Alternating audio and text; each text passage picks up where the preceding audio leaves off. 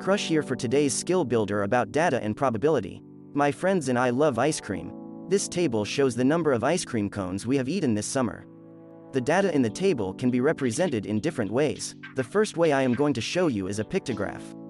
Pictographs use icons or pictures to represent data. The title of this pictograph is Ice Cream Cones Eaten. The categories are my friends' names. The legend at the bottom shows that each ice cream cone represents 2. Let's get started. Trixie ate 6 cones. I will count by 2s as I put the cones by her name because each cone has a value of 2. 2, 4, 6. Celeste ate 3 cones. This one's a little trickier. This is 2 cones. To represent one more cone I show half of one. On this pictograph 1/2 of a cone is equal to 1 cone. Nigel has a sweet tooth as you can see. He has eaten 10 cones. His data is represented like this: 2, 4, 6, 8, 10. I have only had 2 cones. Pictographs are used to represent data with pictures or icons. Bar graphs can also be used to represent data. Bar graphs use bars or strips to show data points.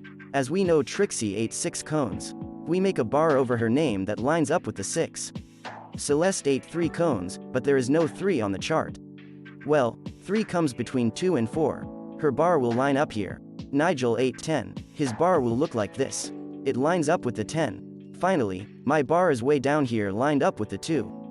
Bar graphs use bars or strips to represent data points. They can also be used to interpret information.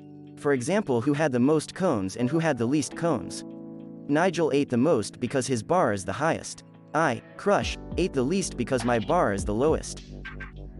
How many more cones did Nigel eat compared to me, Crush? I start by labeling the bars for Nigel and me. We see Nigel ate 10 and I ate 2.